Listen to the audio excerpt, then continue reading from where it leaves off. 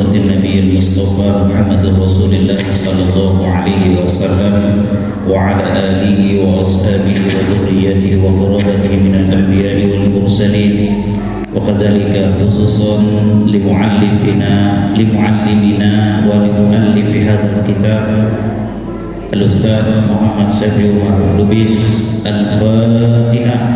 أعوذ بالله من الشيطان الرجيم. بسم الله الرحمن الرحيم. الحمد لله رب العالمين الرحمن الرحيم مالك يوم الدين. إياك نعبد وإياك نستعين. اهدنا الصراط المستقيم صراط الذين أنعمت عليهم غير المغضوب عليهم ولا الضالين. آمين. بسم الله الرحمن الرحيم. الحمد لله رب العالمين والصلاة والسلام على أشرف الأنبياء والمرسلين وعلى آله وصحبه أجمعين. قال المؤلف رحمه الله تعالى وأدام نفعنا بعلومه في الدارين آمين. ثم قال اللهم هداية للصواب يا رب العالمين. Bapak-bapak, ibu-ibu, mobil khusus ini ada teman saya di travel yang hadir pada hari ini karena kakaknya katanya ada di sini. Jadi saya pernah ditanya oleh Pak Haji Juarso, Ustaz misi di Jaharu. Iya, saya nggak tahu kakaknya yang mana, tapi alhamdulillah hari ini beliau ikut hadir. Rumahnya di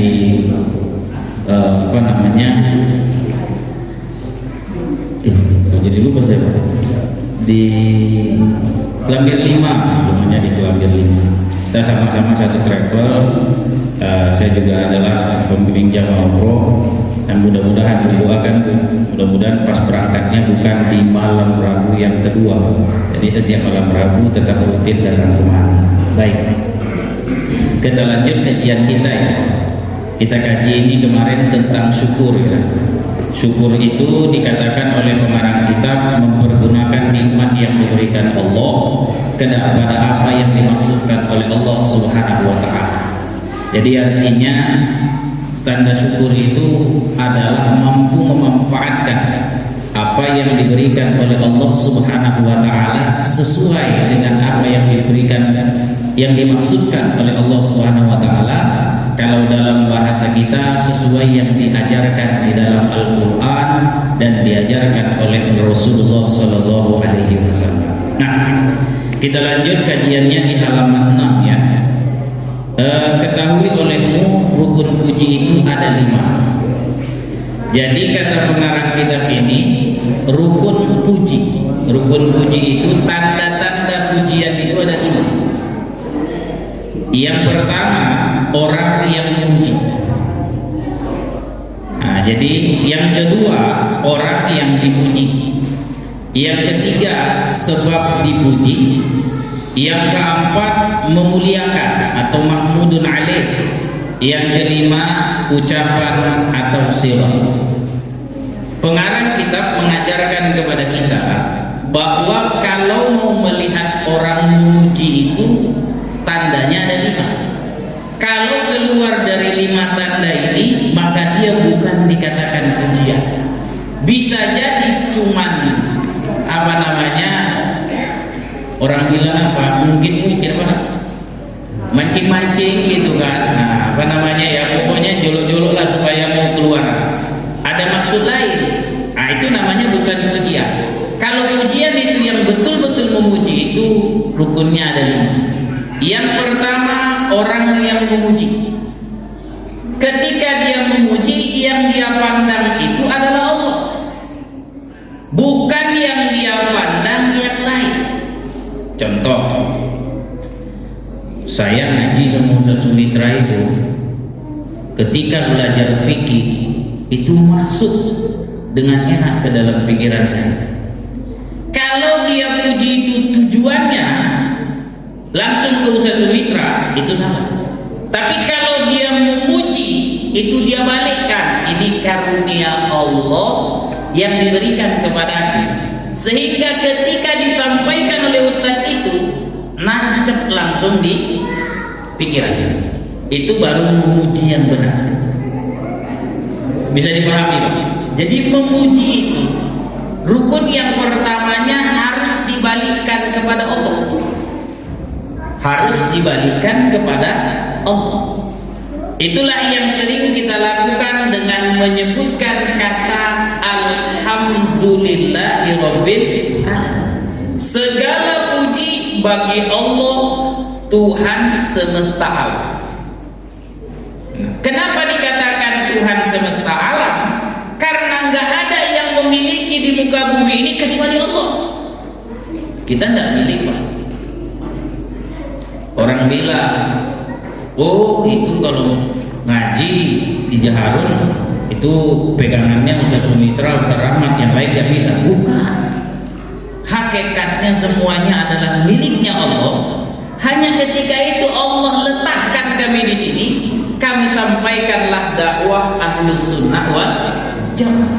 Tapi apakah semua jamaah di sini bakal nurut kepada kami? Belum tentu. Mohon maaf, Pak. Ada orang alim di awalnya, Pak. Tapi setelah itu dia bisa melenceng. Akhirnya kira-kira dia masih menguasai kita. Kenapa? Karena yang memiliki tempat ini sebenarnya bukanlah makhluk, tapi Allah Subhanahu wa ta'ala. Maka kalau kita, Pak, kaji ke dalam rumah tangga, ketika kita memuji ini istri, mantep kali lah masakan mama ini ya, seneng kali bapak kalau udah dengar makanan masakan mama ini malas keluar rumah. Itu kalau memujinya tujuannya makhluk, itu tidak ada manfaatnya. Tapi kalau memujinya itu karena Allah Subhanahu wa ta'ala, maka itu luar biasa. Kenapa? Karena yang memiliki makanan enak itu bukan istri, tapi adalah Allah. Kan nggak sering kan kita makan, ternyata istri itu ngasih makanan menu-menunya sama tapi hasilnya beda. Ada yang kasinan, cuman nggak mungkin lo bilang ini kasinan tanda mau kawin lagi kan, orang nggak boleh kan gitu kan. Ini kasinan kita bilang gitu. Sama juga dengan ibu. Ketika ibu misalnya dikasih lebih sama bapak, itu balikkan pujiannya kepada siapa? Allah. Yang layak dipuji adalah Allah. Walaupun kita ucapkan dengan katakan, "Wih, bapak luar biasa baik kali." Ditambahin mama, tahu aja sekarang harga semua naik. Tapi intinya balikkan kepada Allah. Rukun pujian itu yang pertama, orang yang memuji haruslah membalikannya kepada Allah. Itu baru benar. Ada orang memuji tidak balik kepada Allah, maka itulah yang salah. Lalu kemudian orang yang dipuji, ada yang dipujinya, ada yang dipuji. Apa yang dipuji? Orang misalnya, ya orang yang dipuji. Puji orangnya itu jangan semata-mata karena orangnya, tapi karena karunia Allah Subhanahu wa ta'ala yang dititipkan kepada orang tersebut. Sebab dipuji itu syarat yang ketiga, harus jelas sebabnya. Kenapa kita memuji orang lain? Sebabnya karena kita merasa nikmat dengan yang dikasih oleh Allah, maka sebab dipuji. Ini kan kita ngaji tauhid, maka kita membalikkannya semuanya kepada Allah. Kenapa? Karena Allah pemilik segala alam. Hanya Allah tempat kita meminta, hanya Allah tempat kembali segalanya. Maka ketika kita memuji, sebabnya harus jelas, semata-mata karena karunia yang diberikan oleh Allah. Itu makanya kalau kita puji, mohon maaf, suami karena Allah, itu biasanya rezekinya nambah lagi. Tapi kalau muji hanya sekedar ya nyenang-nyenangin kuping, itu nggak ada arti. Sama juga dengan kita, Pak. Ketika kita memuji istri bukan karena Allah, cuman ya supaya istri itu senang, istri itu bisa senyum, tidak akan balik lagi. Tapi pujilah karena karunia Allah. Jadi saya kalau ada orang konsul, ini kan penyakit Ustadz radio gitu. Ustadz, saya mau konsul lah. Kenapa? Ini ada persoalan rumah tangga. Itu selalu saya bilang, cek dulu. Cek, maksudnya dikirim pesan, saya baca pesan. Oh, pesannya ini kurang mensyukuri punya suami. hanya gara-gara persoalan nafkah suami, nafkah yang diberikan oleh suami itu sedikit. Jadi dia merasa suami itu tidak sayang, nggak ini. Saya bilang harusnya diingat banyak karunia yang diberikan oleh Allah Subhanahu wa Ta'ala. Kalaupun saya bilang suami itu memberi sedikit, puji saja. Sebab yang dipuji bukan suami, tapi adalah Allah. Pilih mana, sendiri atau berdua? Ya berdua lah Ustaz, katanya. Walaupun kurang, masih setia ya suami itu mengawali. Ada orang lebih dia ditinggalkan istrinya. Jadi harus ingat, balikkan semua kepada Allah. Saya suka mengajari orang seperti itu. Bapak-bapak juga sama. Istri saya cerdas sekali Ustaz, nggak tahan saya nengoknya. Boleh kan Ustaz laki-laki poligami? Saya jawab, boleh laki-laki poligami. Tapi yakin Bapak dengan poligami Bapak bakal tidak stres ya? Segala yang belum dimiliki kelihatan paten, saya bilang. Tapi setelah dimiliki belum tentu. Bapak punya kendaraan? Punya. Coba, sebelum dimiliki paten ini ya. Begitu Bapak miliki ternyata minyaknya naik harganya. Kira-kira Bapak rasa paten atau enggak? Jadi stres kan? Stres.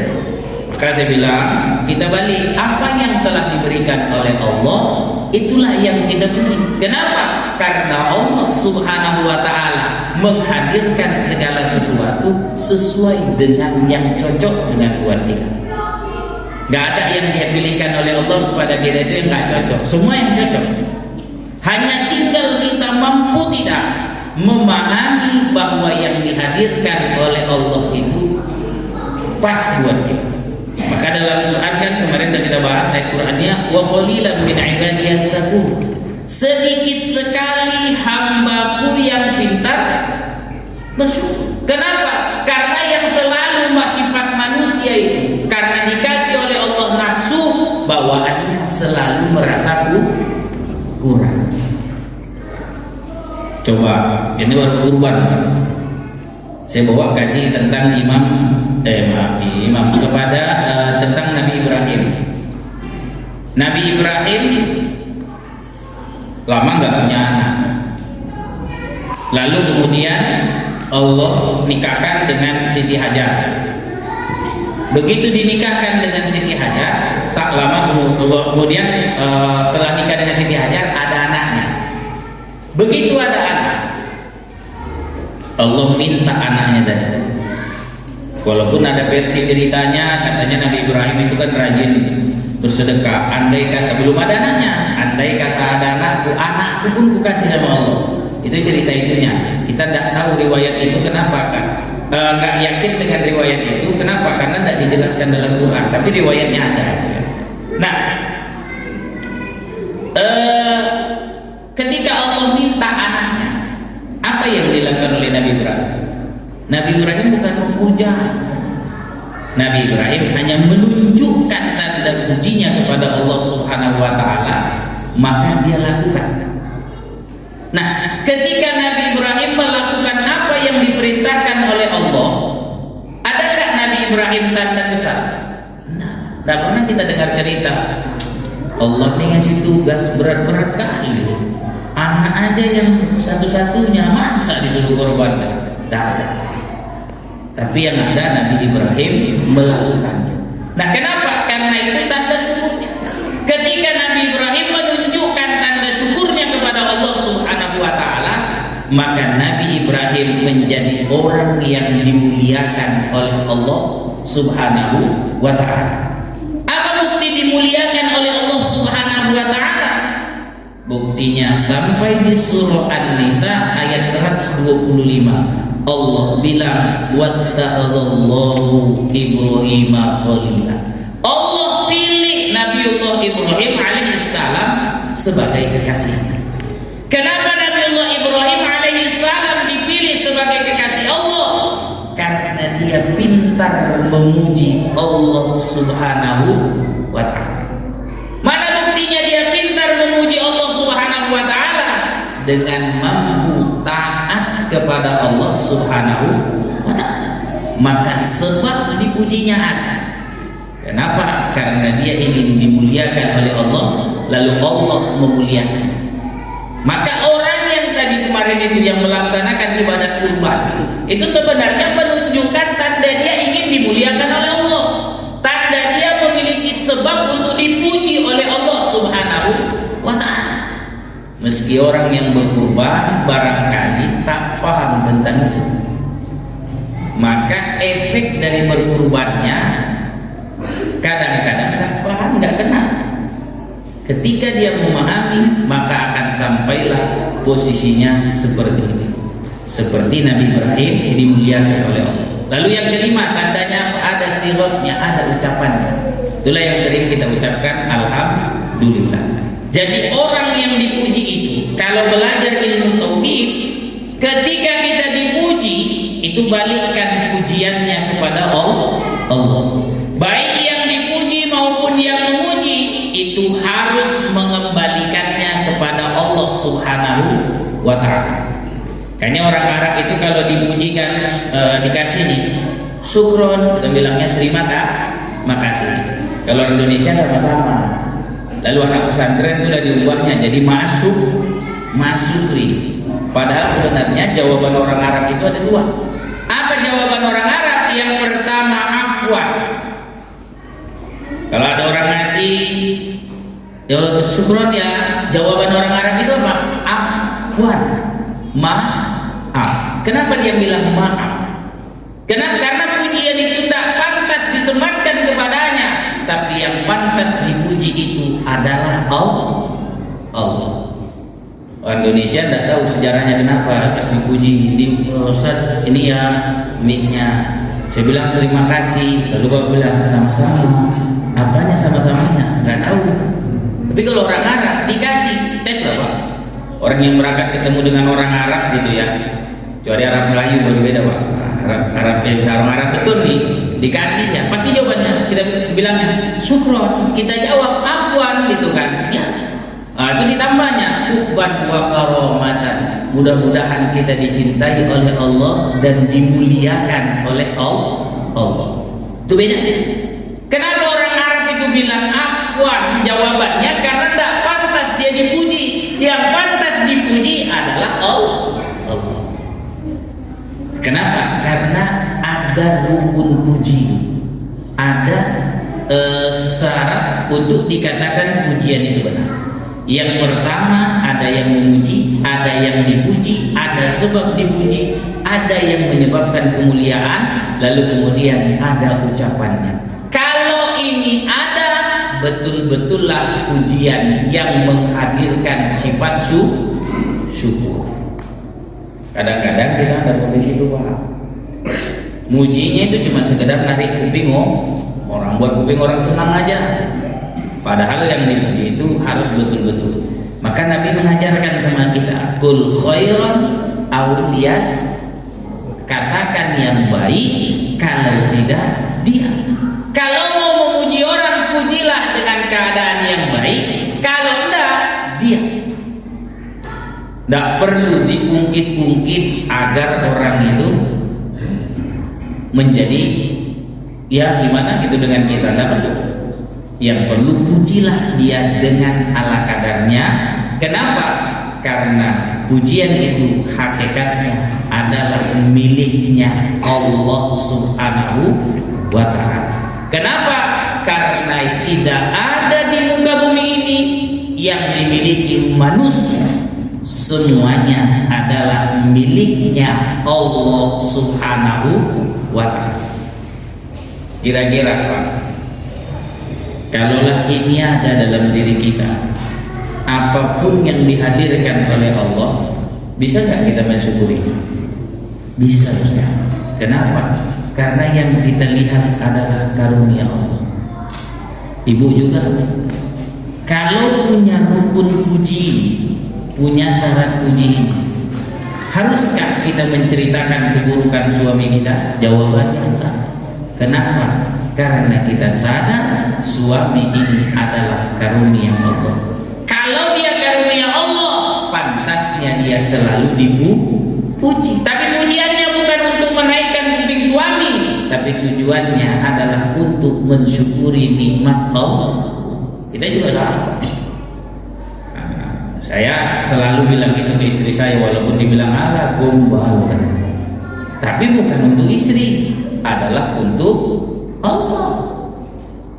Kenapa? Karena yang bisa membuat hati tenang itu bukan kita, tapi Allah yang berikan.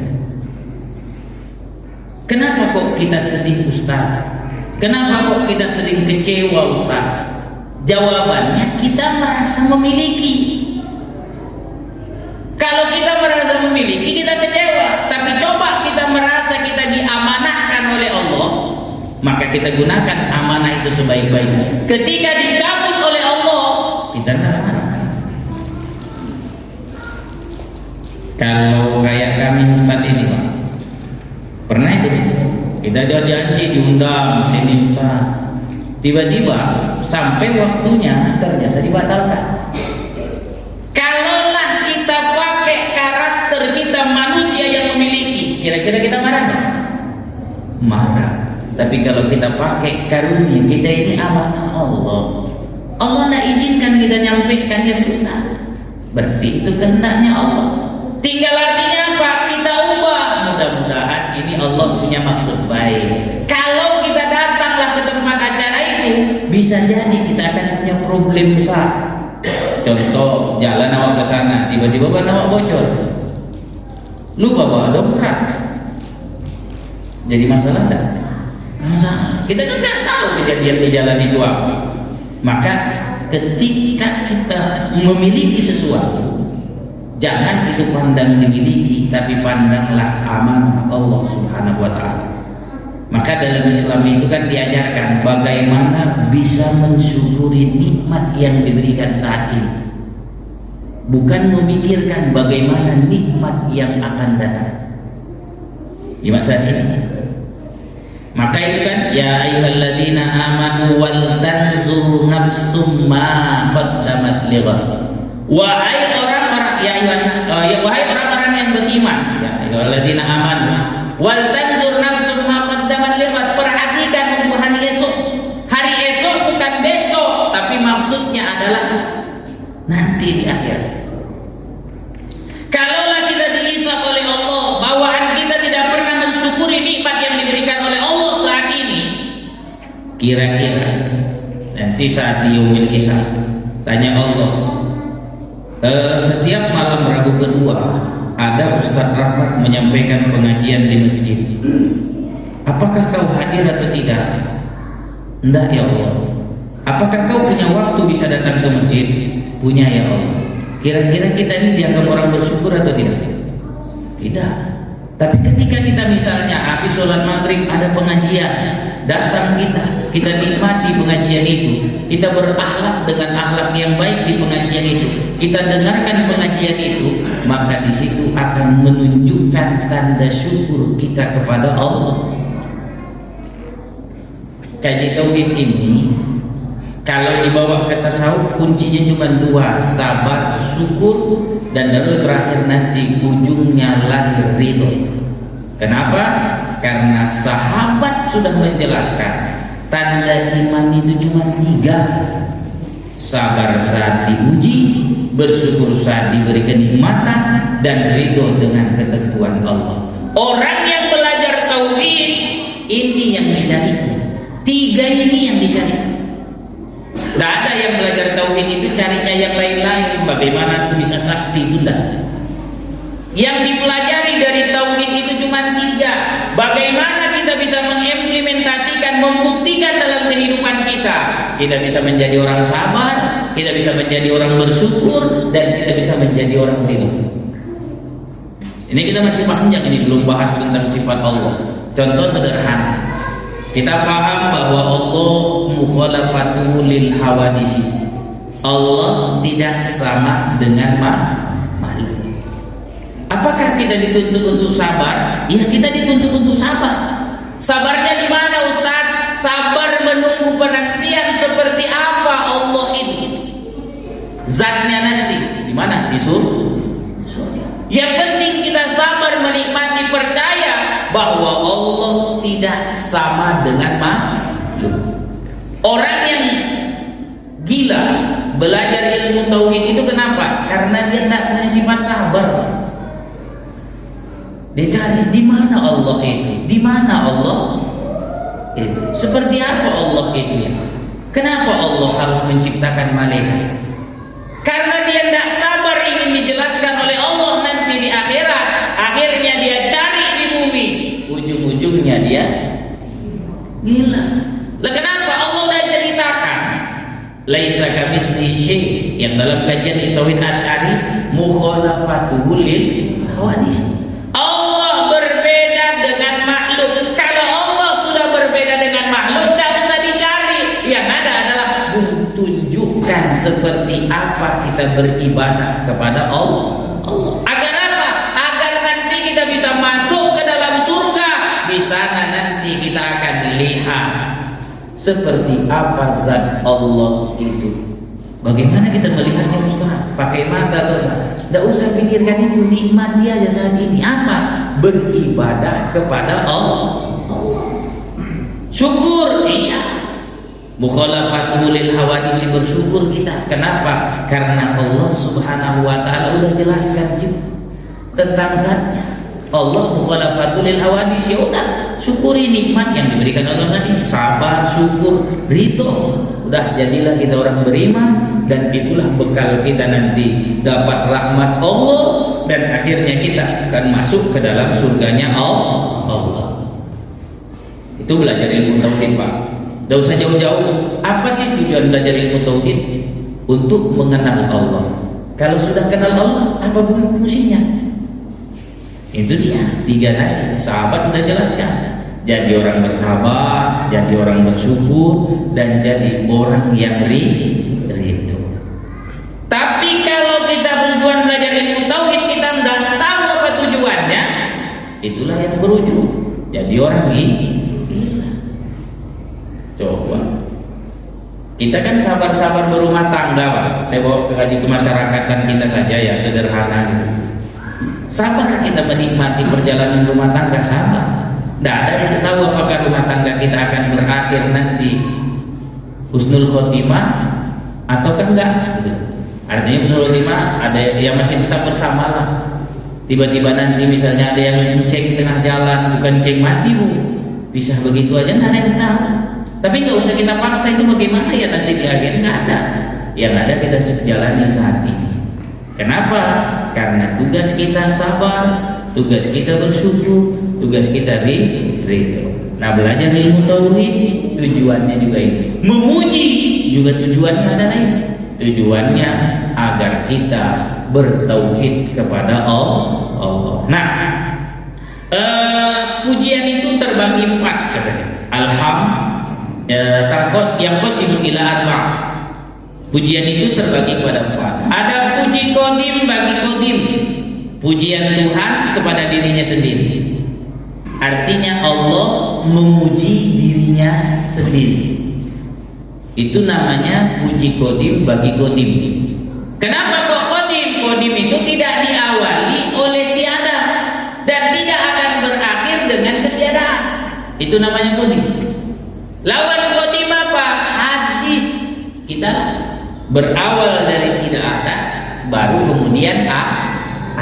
Dari ada menjadi tidak ada. Maka pujian kita itu sifatnya juga sama. Dari awalnya tidak ada, lalu kemudian menjadi ada, dan kelak pujian itu akan menjadi tidak ada. Contoh, saya pujilah kan gitu kan. Wih, Bapak ini baik kali, luar biasa. Ada awalnya kan? Ada. Kenapa ada awalnya? Oh, dulu-dulunya nggak pernah dipuji, sekarang dipuji. Ada akhirnya nggak? Ada. Kapan? 2 jam lagi udah nggak dipuji kok. Tapi Allah qadim bagi qadim, pujiannya itu selama-lamanya, tidak ada awal dan tidak ada akhir. Alhamdulillahi rabbil alamin. Allah Tuhan sekalian alam. Artinya dari awal, sebelum ada alam Allah sudah puji. Akhir ada alam Allah juga terpuji. Kenapa? Karena Allah pemilik alam. Apalagi Ustaz puji kodim bagi kodim itu subhanalladzi asra bi abdihi lailan minal masjidil haram. Maha suci Allah yang telah memperjalankan Nabi Muhammad. Itu puji kodim bagi kodim. Allah kan puji dirinya sendiri. Maha suci Allah. Allah puji dirinya. Yang boleh memuji dirinya merasa bangga itu hanya Allah. Kita tidak boleh. Saya hari ini, saya ini paling paten ceramah. Kenapa? Suara saya kuat. Gak perlu mic ini dirapatkan, agak jauh aja udah dengar. Kalau rapat, kuping orang. Kalau itu muncul, itu tidak pantas. Kenapa? Karena yang layak memuji dirinya sendiri hanyalah Allah. Kita tidak. Kira-kira kalau kita tidak memuji diri kita sendiri, hidup ini tenang aja. Tenang. Kenapa hidup kita nggak tenang? Karena kita merasa harus memuji, harus ada dipuji orang baru kita tenang. Itulah yang menyebabkan diri kita tidak tenang. Aku datang ceramah, katanya kan, aku tengok pecahan botol semuanya. Itu kan dia berharap ada yang jangan kayak gitu, yang tua-tua dong biar aku semangat. Kalau dia merasa ingin dipuji seperti itu, banyak kesalahan. Tapi kalau dia dihadirkan misalnya anak-anak semuanya, dia balikkan kepada Allah. Hari ini tugasmu ceramah di hadapan anak-anak, sampaikan sesuai dengan akarnya. Nah, itu gak akan ada itu. Jadi yang berhak memuji diri sendiri, sekali lagi saya katakan, yang berhak memuji diri sendiri adalah Allah. Kita tidak layak. Lalu yang kedua, puji kodim bagi hadis baharu ya, pujian Allah bagi hambanya. Tadi kayak Nabi Ibrahim, wattakhadallahu Ibrahim khalila. Allah menjadikan Nabi Ibrahim sebagai kekasih. Itu kan pujian. Wa ma Muhammadun illa rasul. Tidaklah Muhammad itu kecuali Rasul. Itu pujian. Ya ayyuhalladzina amanu, wahai orang-orang yang beriman, kata ulama, itu juga pujian. Kenapa? Karena yang dipanggil hanya orang yang beriman. Itu namanya puji kodim bagi hadis. Puji Allah terhadap makhluk. Makanya ujungnya kalau terhadap puasa, ya ayyuhalladzina amanu, ujungnya la'allakum tattaqun. Inna akramakum indallahi atqakum. Orang yang paling mulia di sisi Allah adalah orang bertakwa. Artinya kalau kita predikat takwa kita dapat, berarti kita dapat pujian dari Allah untuk makhluk. Nah, bisa dipahami. Ini masih belum cerita tauhid, ini masih cerita rukun pujian terbagi berapa gitu. Ini kalau ngaji pakai kitab ini ya harus sabar-sabar. Nah, kemudian yang ketiga ada puji hadis bagi kodim, pujian makhluk terhadap Allah. Nah, pujian makhluk terhadap Allah itulah yang kita lakukan, Pak. Maka kalau ulama kan mengajarkan berdoa itu jangan to the point, tapi pujilah Allah. Alhamdulillahirabbil alamin wassalatu wassalamu ala asyrafil anbiya'i wal mursalin. Kenapa disebut nama Nabi Muhammad? Karena Allah suka disebut nama Nabi Muhammad. Ketika kita menyebutnya, itu tanda puji hadis bagi kodim. Kita memuji makhluk, kita sebagai makhluk memuji Allah Subhanahu wa ta'ala. Nah, jadi kalau ulama sufi itu lebih sering kalau berdoa, doanya tidak banyak. Yang banyak dia sebut nama Allah, itulah Asmaul A'zam. Nah, Ustaz, kita kan orang Indonesia, payahlah kita meniru-niru ya Hayyu ya Qayyum, ya Badi'us samawati wal ard, ya Malikul mulki tu'til mulka man tasha. Payah kita bilang kayak gitu, Ustaz. awak pun baru masuk bukan baru aktif kali beribadah belakangan ininya Ustaz. Dulu sholat juga, tapi ya gitulah Ustaz, gitu kan. Itu kalau berdoa yang kayak gitu tuh agak payah Ustaz. Bagaimana doanya? Doanya diubah pakai bahasa Indonesia, tapi yang kita syukuri itu nikmatnya.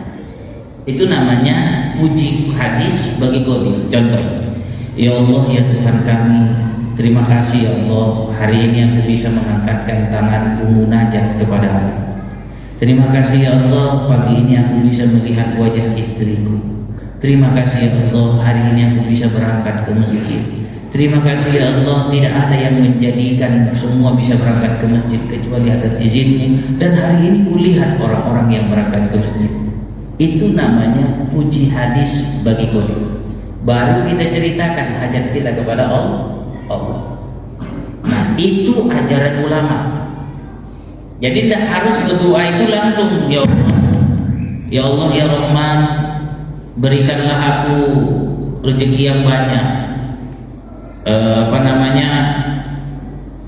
Sawahku menjadi panennya berhasil semua, misalnya gitu Pak. Nah, puji aja itu. Yang kita tanam, ya Allah, alhamdulillah beberapa hari yang lalu aku sudah nanam. Pokoknya Bapak lah yang ngerti apa yang bisa disyukuri dari tanaman itu. Ketika bisa memuji itu, insya Allah hasil tanaman itu baik. Ketimbang Bapak duduk poin doanya langsung supaya kenapa? Karena Allah adalah pemilik pujian. Maka puji Allah sebanyak-banyak. Itu tanda nikmat itu. Kita kan jarang Pak nyampe kemari, contoh kayak saya jajal lah contohnya ya, saya payah mencontohkan karena saya bukan misalnya petani atau seperti pekerjaan Bapak. Saya bisa sampai kemari berdoa. Kalau doa sendiri saya bilang, ya Allah terima kasih ya Allah, kaki ini kau bisa gerakkan untuk memijak pedal gas. Alhamdulillah sepanjang perjalanan kami lancar ya Allah, tidak ada hal yang merintangi.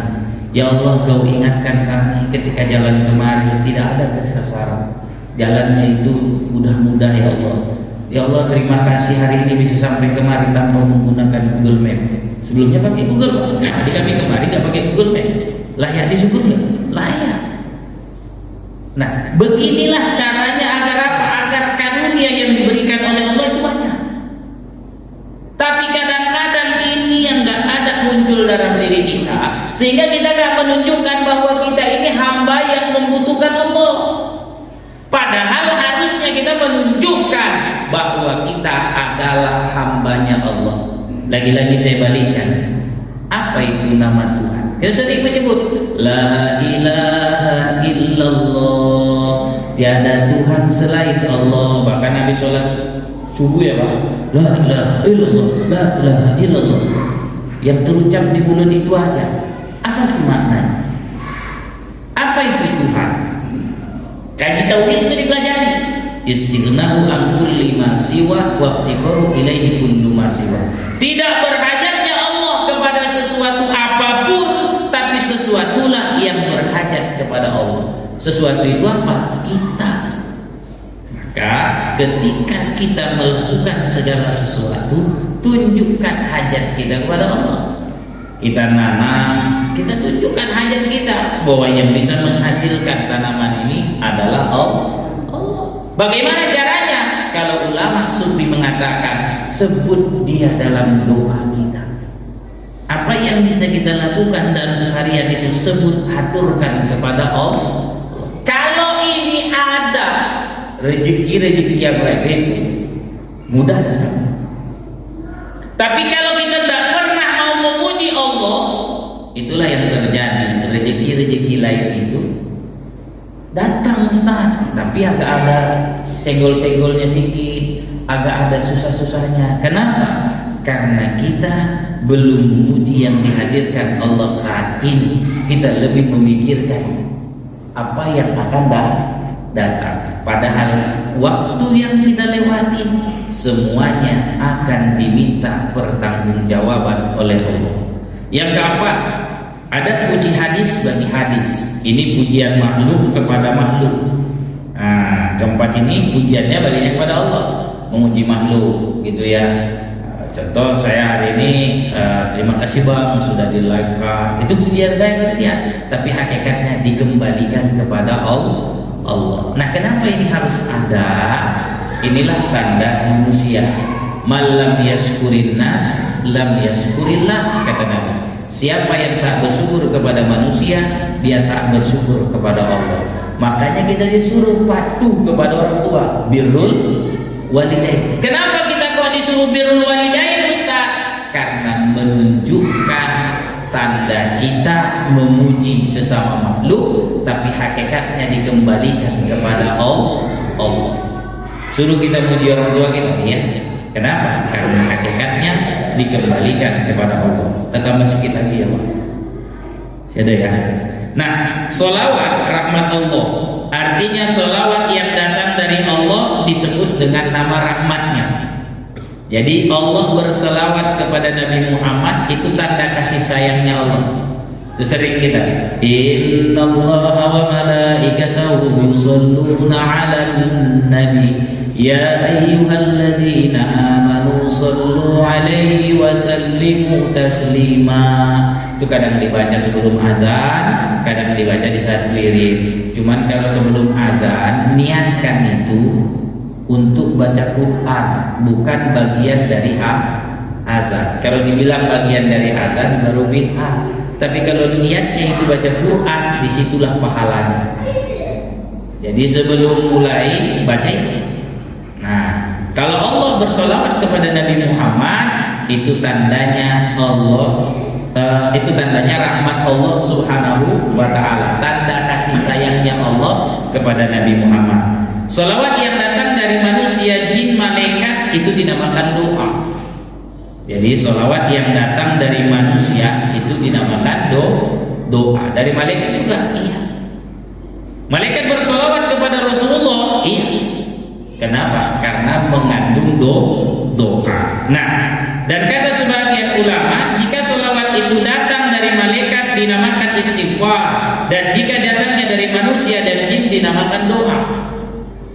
Ada ulama yang mengatakan solawat selain Allah, itu solawat dari makhluk, dari manusia, dari jin, dari malaikat, itu maknanya doa. Itu satu pendapat. Ada yang membaginya, kalau solawat dari malaikat itu dinamakan istighfar, selawat yang datangnya dari makhluk dan jin itu dinamakan doa.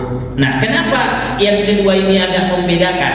Gini, ada hadis Rasulullah Shallallahu Alaihi Wasallam bahwa ketika Nabi berpulang ke rahmatullah, meninggal, itu Allah siapkan satu malaikat. Apa tugas malaikat itu, Ustaz? Tugas malaikat itu adalah membawa catatan umat Nabi Muhammad.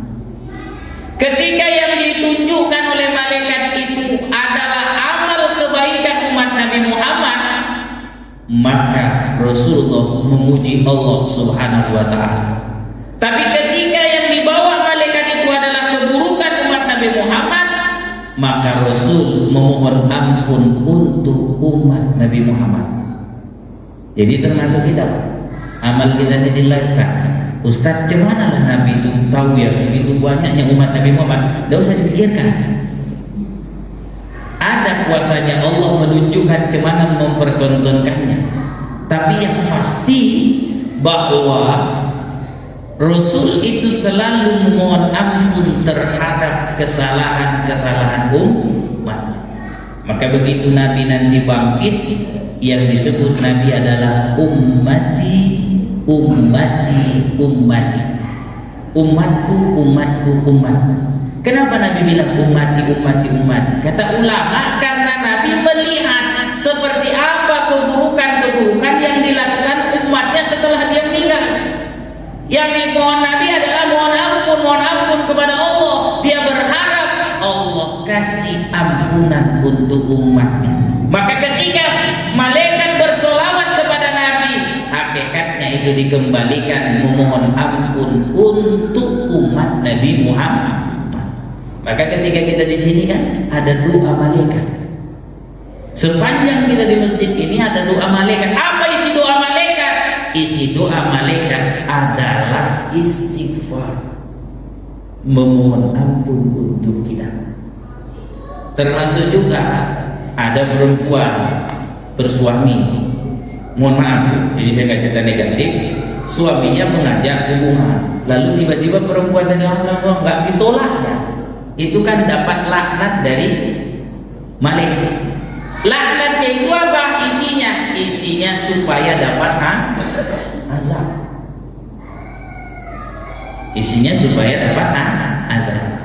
Kan ada hadis Nabi itu, perempuan kalau dia menolak diajak suaminya, maka sampai besok pagi si suaminya masih merasa kesal, sepanjang itulah dia mendapatkan laknat dari malaikat. Ada hadis Nabi-nya.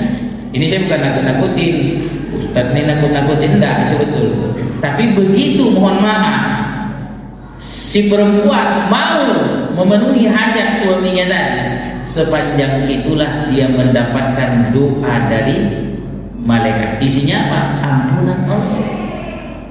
Feedbacknya sama, timbal baliknya sama.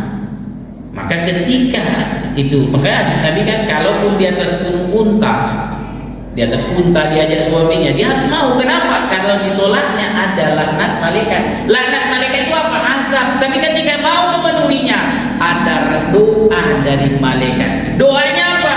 Isinya adalah ampunan dari Allah Subhanahu wa ta'ala. Ustaz, kejam kali Ustaz bahasnya kayak gitu. Itu memang hadis Nabi. Patuhi saja, percayalah dapat ampunan Allah. Itu dia. Jadi sedikit lagi ya. Jadi kalau boleh dibilang, perempuan itu paling gampang masuk surga dibanding laki-laki. Kita nih Pak, kalau tak terpenuhi nafkah istri, udah jelas kita berdosa. 6 bulan sekali minimal dalam mazhab Syafi'i perempuan yang dibelikan baju baru. Nah kita belikan Pak, ada catatan dosa kita itu Pak. Perempuan ini cukup di rumah aja, mohon maaf Bu ya, bahasa saya kalau agak kasar mohon maaf, cukup di rumah saja, bukan memasak itu tugas suami, memberi makan itu sekaligus memasak, tugasnya apa? Melayani hajat seksual suaminya. Artinya suaminya ketika butuh dia tetap siap, lalu kemudian dia ngasuh anaknya, menjaga harta suaminya. Udah, pilihlah masuk surga dari mana saja. Itu hadis Nabi Bu. Cuman kadang-kadang awak ini matanya nengoknya keluar, dia enak kali saya kerja bisa ini dia, enak kali. Nah, kurang syukur awak. Disitulah yang menyebabkan perempuan, kata Nabi, banyak di neraka. Kenapa? Karena kurang syukurnya. Nah, tapi ya itu Nabi yang bilang ya, bukan saya. Jadi intinya Pak, kita nih Pak, hati-hati. Sering masih belikan baju Pak, ibu jangan Ustaz, siap-siap itu dosa kita itu Pak. Jadi peranan bulan itu dalam mazhab Syafi'i minimal seorang suami membelikan pakaian baru untuk istri. Kenapa? Karena ini memang anjuran, nafkah itu harus dibagi. Nafkah itu bukan sekedar makan saja, nafkah pakaian juga ada. Awak kadang-kadang ini nanti baju baru urusan nanti itu katanya. Lebaran pun kadang tak terbelikan. Sudah cukup anak kita sudah cukup lah, nggak usah kau minta baju katanya. Itulah dia. Jadi intinya Pak, masih lari kemana-mana jadinya. Intinya selawat Nabi itu punya makna. Kalau datangnya dari Allah itu namanya rahmat. Kalau datang dari makhluk bisa jadi doa, bisa jadi isinya adalah memohon ampun kepada Allah Subhanahu wa taala. Insyaallah bulan depan kita ulangi kembali cerita tentang sholawatnya biar agak lebih fresh ya. Kurang jelaskannya nggak enak ya karena sudah masuk waktu Isya. Insyaallah bulan depan saya ceritain tentang apa keistimewaan sholawat dan seperti apa keutamaan kalau kita bersolawat dan kenapa orang bersolawat itu tidak nangis. Kenapa orang bersolawat tidak nangis? Nah, itu nanti ada akan insyaallah bulan depan ya. Insyaallah bulan depan saya ceritakan. Mudah-mudahan hari ini yang kita bahas ada manfaatnya. Katanya nanti habis sholat Isya kita ada hajat sebentar ya Pak. Ada hajat bersama, ada 40 kita berdoa bersama. Nanti saya telepon Ustaz Ferry minta tolong agak dimundurkan sedikit, kita hajatan di situ sebentar. Nanti habis itu saya berangkat ke tempat Ustaz Ferry, masih ada satu pengajian lagi. Nah, nanti saya sampaikan ke Ustaz Ferry, dan mudah-mudahan pertemuan yang kita pelajari hari ini memberikan manfaat, dan mudah-mudahan juga menjadi jalan buat kita untuk menjadi orang mukmin yang benar, yang mampu bersabar, mampu bersyukur, dan mampu ridho dengan ketentuan Allah. Terima kasih atas segala perhatian, mohon maaf atas segala kurangan. Assalamualaikum warahmatullahi wabarakatuh. Bismillahirrahmanirrahim. Alhamdulillahirabbil alamin, wassalatu wassalamu ala asyrafil anbiya'i wal mursalin wa ala alihi wa sahbihi ajma'in. Allahumma 'allimna ma jahilna wa zakkirna ma nasina wanfa'na bima 'allamtana wa 'allimna ma yanfa'una wa zidna 'ilma. Allahumma ja'al jam'ana hadza jam'an marhuma wa tafarraqana min ba'dihi tafarruqan ma'suma wa la taj'al fina wa la minna wa la 'alaina shaqiyya wa la mahruma. Ya Rabbi bil Mustafa balligh maqasidana waghfir lana ma madhu ya wasi'al karam. Rabbana atina fid dunya hasanah wa fil akhirati hasanah wa qina azabannar. Wa sallallahu ala sayyidina Muhammad wa ala alihi wa sahbihi wasallam walhamdulillahi rabbil alamin. Taqabbalallahu minkum.